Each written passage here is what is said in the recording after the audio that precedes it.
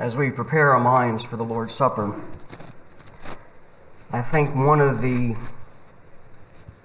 most important benefits of studying the Gospels and spending time in the Gospels is that by the time that we reach the cross, we know who it is who hangs there.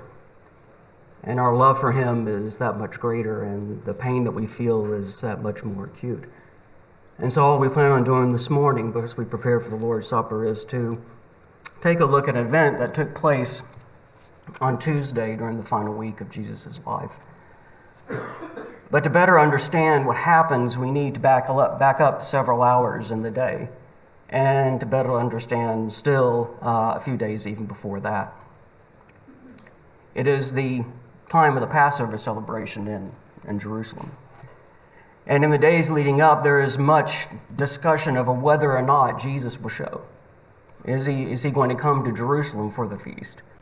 In John chapter 11 and verses 55 through 57, we read that now the Passover of the Jews was at hand, and many went up from the country to Jerusalem before the Passover to purify themselves. They were looking for Jesus and saying to one another as they stood in the temple, "What do you think? That he will show? Will he come to the feast at all?"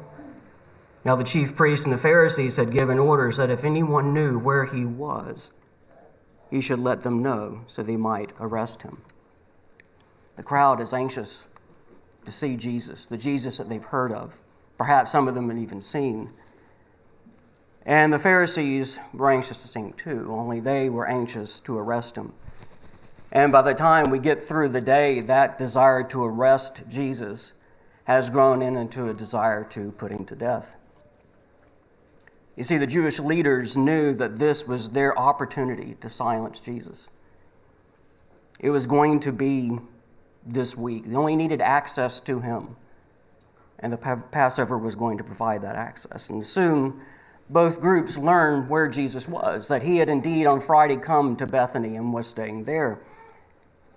And so they set in motion their plans, what they intended to do. Now, initially, things did not go as well as the Jewish leaders had planned. You see, on Sunday, Jesus leaves Bethany for the city, and already a crowd has joined him in Bethany. And as he makes his way through this 1.5-mile trek from Bethany to Jerusalem, there are those who are traveling in front of him and those who are following behind them. He's just surrounded by those who are praising him.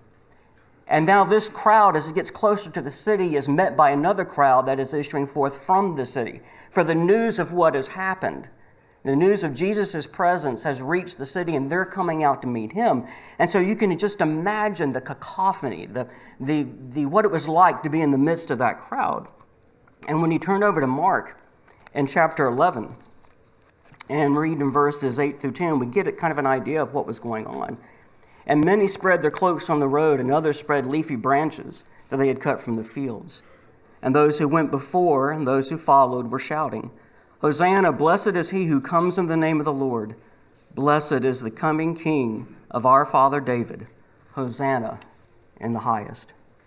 Matthew tells us that in this crowd were some of the Pharisees as well. They were incensed by what they heard, and they were powerless to do anything about it. Their plan to seize Jesus and to put him to death was proving more difficult than they'd ever anticipated. And it wasn't going to get any easier. On Monday, the events of this day only served to further frustrate the Pharisees. Remember, Jesus comes in to the city, and he goes into the temple, and what he sees going on in his Father's house is more than he can bear. And so he drives out the money changers. He drives out those who came to buy and to sell. And he does this in such a way that the Pharisees, all they can do is to stand by and watch. That was not something they were accustomed to do. They weren't used to being quiet. They were used to being heard. They were accustomed to being obeyed, to take control of the situation. And yet, when this happens, they can do nothing about it. So now for 2 days, they've been unable to do anything that they had intended to do. but Tuesday was going to be different. When we consider how things played out on this Tuesday that we want to consider, and you see the arguments that are made, the questions that are asked, the alliances that are formed, I think it's easy to understand that these men must have gathered at some point after the cleansing of the temple and before dawn of Tuesday morning. And they had come together to figure out how they were going to stop Jesus. How in the world were they going to arrest him, much less put him to death, with the way the crowds were responding to them? And they had to do this. This was, after all, their chance this week. And it was passing quickly. So when morning came, they were going to take the offensive. They were going to confront Jesus on their terms, not responding to what he did and what he said. They were going to come at him again and again and again until finally they had entrapped him in some way to show him to be the fraud that they had convinced themselves that he was. This is the day that Jesus faced. What I want us to understand as we go through, we see the motivation of the Pharisees and the Sadducees and the scribes and the Herodians, but I want you to see what impact this had on Jesus. What would have been like to live a day like he lived here? Even more contemptible on the part of the Pharisees and the leaders is that when they did confront Jesus, they did not oppose him overtly. They dared not. The crowds would not abide it. They must appear to the crowds as those who were simply defending the law, those who were protecting the law and challenging Jesus on that basis. That was not their intent. It was veiled by these questions, and it was veiled by the attitudes that they demonstrated to the crowd. Really, what they wanted to do is to show Jesus for what he was, what they were convinced that he was. So what we're going to do is to go through these challenges that were brought, first by the scribes and the chief priests, and then by the Pharisees and Herodians, and then the Sadducees, and then the scribe. And you just see this goes on as Jesus goes through this day. We'll go through these rather quickly, for time does not permit a deep study of them. But when you look in Mark chapter 11 and verses 27 and 29, Jesus and his disciples have been at the temple only a short while, and in Matthew's account, he has been teaching. When the chief priests and the scribes and the elders approach him, and they challenge him with these two questions, chapter 11, verses 27 and 29. And they came again to Jerusalem, this is Jesus and his disciples, and as he was walking in the temple, the chief priests and the scribes and the elders came to him. And they said to him, "By what authority are you doing these things? Or who gave you this authority to do them?" Okay. It's really one question asked two ways. The first question is more of, by what kind of authority do you do the things that you do? Is it authority of scriptures? Is it the authority of a prophet? Is it the authority of rabbinic tradition? How do you perform these things? Why do you do these things? And you got to keep in mind what happened the day before. You know, this is a question they probably should have asked the day before if they had been thinking about it, when Jesus cleansed the temple. Now they're coming back and they're saying to Jesus, "How dare you do that? Who gave you the authority to do this?" Which is their second question. If he doesn't answer how or by what kind of authority, then the next question is, if you can't answer this, then perhaps you would like to share with us and the rest of the crowd, who is it that gave you this authority? Now, had Jesus answered, "I speak by the authority of the Rabbi Gamaliel," or by the authority of the Sanhedrin, or by the authority of the chief priests, the question would have been settled upon verification. But Jesus had no such authority, and they knew it. That's why they asked the question. Did you notice that there's one source of authority that they did not cite? Nowhere. There was no consideration given that Jesus' authority might have come from God. It might have come from heaven. It was something they could not accept. And you'll recall that Jesus responds with a question of his own. Was the baptism of John from heaven or from man? To which they responded, "We do not know." Bitter words for them to utter in front of the crowd. Next, the Pharisees and the Herodians come up. In chapter 12 of Mark, in verses 13 through 17, they had joined themselves in a very unlikely but practical alliance. Normally, the Pharisees and the Herodians didn't play well together. You see, the Herodians were supporters of the Roman rule. They were supporters of Herod and all the Herods that followed after him. They were more of a political party than they were a religious party. The Pharisees, on the other hand, recognized only the authority of the law of Moses. But they did come together because they had a common purpose. They had a common enemy. Okay? Their question that they asked would have pricked the ears of all who stood in the crowd. And the question was, is it lawful to pay taxes to Caesar or not? Well, that's a pretty good question. But notice the preamble to the question. It's just as important because then we see the attitudes of those behind it. Before they asked the question, they said, "Teacher, we know that you are true and do not care about anyone's opinion, for you are not swayed by the appearances of men, but truly teach the way of God." None of this they believed. None of this they believed. It was said to disarm Jesus and to appear as though they were just part of the crowd. These questions were coming crowd. See, what happened was the Pharisees watched what happened to the chief priest and the scribes and how they were silenced and how they had to admit they didn't know. They weren't going to put themselves in that same position. You'll notice that in Matthew's account, they send in their own disciples to embed themselves in the crowd to ask the question. That way, if this whole thing goes sideways, there's no blowback on them. Nobody knows. There's nobody who identified themselves as a Pharisee here in this question. But that was their motives. That was their cowardice. And do you see what Jesus had to deal with? It wasn't just the questions that kept coming and coming, but it was the duplicity, the conniving, the cowardice that were behind all of them. Anyway, they thought they had him. If Jesus were to answer, "Yes, you may pay taxes to Caesar," then the crowd would turn on him and the Pharisees would make sure that they did. If he answered, "No, you do not have to pay taxes to Caesar," then he would be labeled as a rebel and suffer the wrath of Rome, and the Herodians would see to that. You see their alliance? Again, Jesus' reply was one they had never considered, and the debate ended there. Following them was the Sadducees. Chief priests and scribes had come with their question and walked away.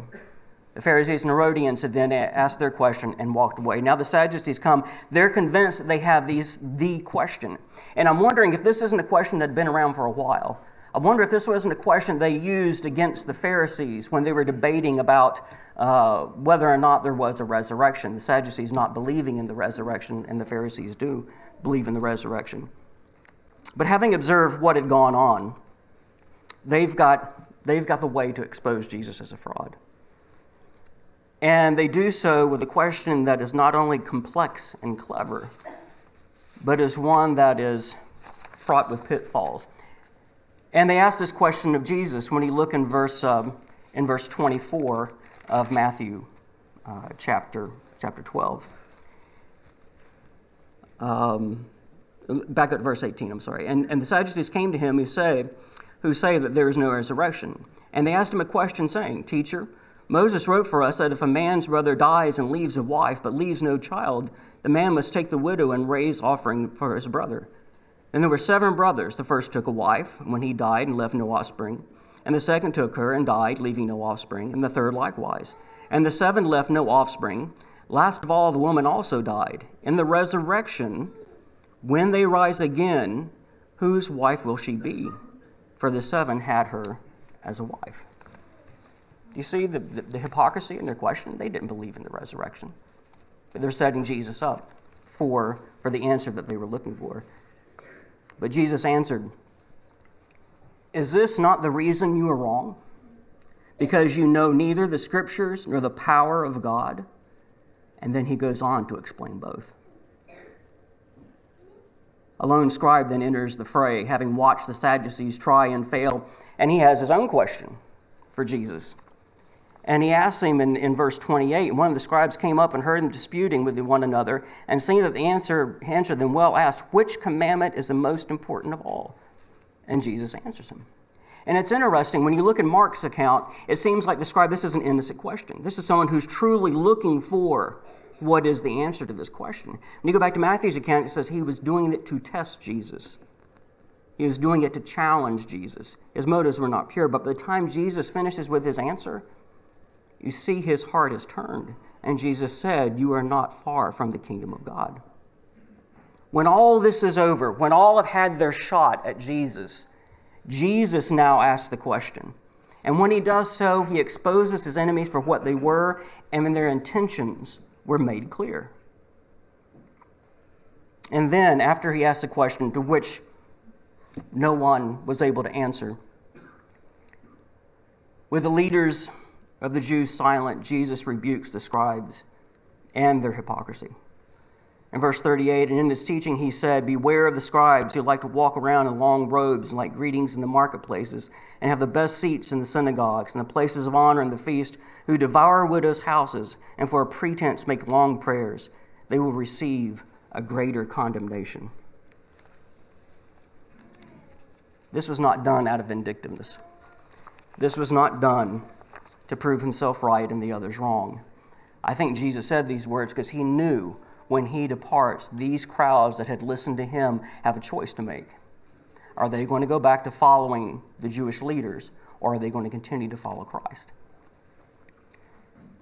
And thus ends Jesus' last public discourse. Now, he would still speak with his disciples, but the time for teaching the crowds had come to an end.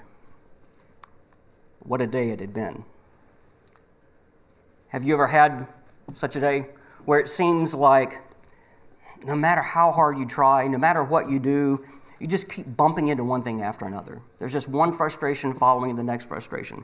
For me, it would start at work with a deadline, an unreasonable deadline, a looming deadline, and the realization that there's far more work than there is time to accomplish it. Then maybe the computer acts up. IT comes in, fixes it, you've lost more time. And then for me, there's this parade of people that seem to come in and out of my office all day long. Some of them justly, some of them are people who I manage, but it's always with something that doesn't pertain to anything that I'm doing.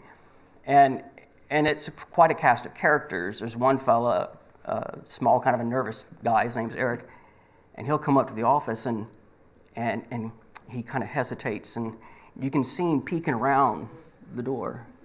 And he's just looking in, and then he'll bob back, and then he'll look in. And he's waiting to come in, and out of the corner of your eye, you can see him just doing this. And it's like, Eric, just get in the office, and ask me your question, which takes a long time. And it won't be long before another guy named Chris, big, large, boisterous, loud fella, doesn't so much enter my office as he burst into my office.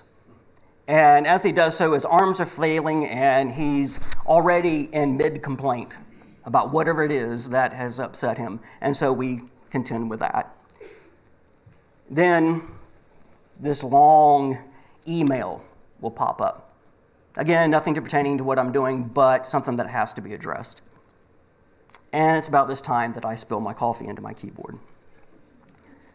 I don't know about you, but after a day like that, I'm not in the best headspace, if you will. I am more prone to notice what is wrong around me than what is right. This all seems pretty petty when I consider what Jesus faced. Jesus had come to Jerusalem to give his life as a ransom for the sins of men. The burden of the cross was getting ever closer, now only days away. And this is how he's received. Challenges, contentions, duplicity, and this from the prepared people who had benefited from the law of Moses and from the prophets who had spoken to him time and time again. And it wasn't just the religious leaders. Jesus knew that the crowds that cried out, Hosanna, as he approached the city on Sunday, would soon cry out for his death before Pilate. O Jerusalem, Jerusalem, the city that kills the prophets and stones those who are sent to her. How often I would have gathered your children together as a hen gathers her chicks under her wings, but you were not willing. And now I come to where I want us to focus for just a couple minutes we have left. It is in Mark chapter 12, verses 41 through the end of the chapter there. As Jesus finishes his discourse, as his challengers depart and the crowd wrangles about his words or about who he is, Jesus turns and ascends the steps that are leading from the court of the Gentiles into the court of women. And there he finds a quiet place to rest. As he does so, he looks out across the court of the women, a courtyard that was not restricted to women. Men could enter, but women were restricted to that. Around the courtyard was a covered porch, and it wrapped all the way around. It was supported by these columns. And under the shelter of these columns was what they refer to as the treasury. There were 13 boxes that were placed around. Each had its own purpose for the donation, for the offering that was to be made there. And Mark tells us that while Jesus sat there, many people were in there. I believe I read it holds 15,000 people, to give you an idea of the size of it.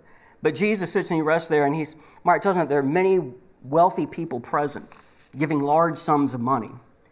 And so if it could be observed from a distance how much the offerings were, it could have been seen as well the manner in which they were made. There would have been those among the wealthy who wanted the abundance of their offering to be noticed, and for them to have, at least quietly, the praise of men. Jesus sits and takes in the scene before him, watches all this go on, and then one person catches his eye. At some point, Jesus had separated himself from his disciples, or they from him, but they remained in earshot, and he calls them over, and he has something he wants to show them.